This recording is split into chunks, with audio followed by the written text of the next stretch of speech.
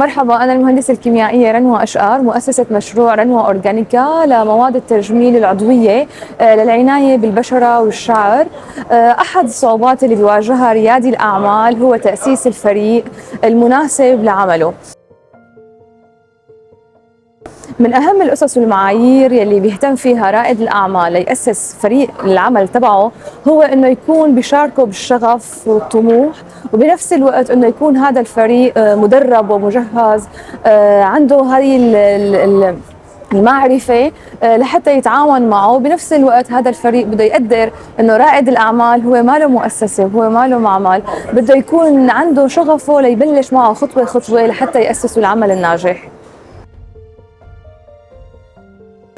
من أهم الأدوات اللي بيستخدمها للتواصل مع فريقنا بالعمل هو جروبات الواتساب. اكشلي هو الشيء الأساسي اللي أنا بتعامل فيه، لأنه سهولة التواصل معهم أسهل من إنه ندخل عن طريق الإيميلات. فهو بنعمل جروب عن طريق الواتساب أو عن طريق الإنستغرام ونتواصل مع بعضنا حتى تكون نتأكد إنه المعلومات وصلت لجميع أعضاء الفريق بنفس الوقت. عادة أعضاء فريقنا يلي بنتعامل معهم نحن كتير بنختارهم بعناية.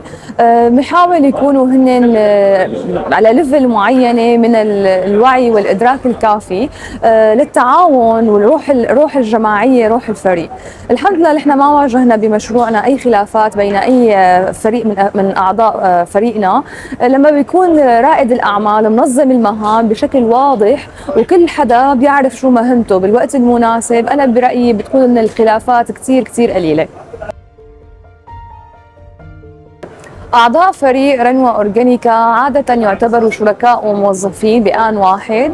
نحن مثل ما بنعرف عملنا بيتطلب سيلز، مهارات مبيعات، وعادة المبيعات دائما بندعمهم بنسب لبيعهم، فهن يعتبروا موظف وشريك بآن واحد. نصيحتي لرائد الأعمال من البداية يشرح لفريق عمله أهمية مشروعه والرؤية له وطموحاته لحتى يقدر يخلق الشغف داخل هذا الفريق ويكونوا كلهم إيد واحدة.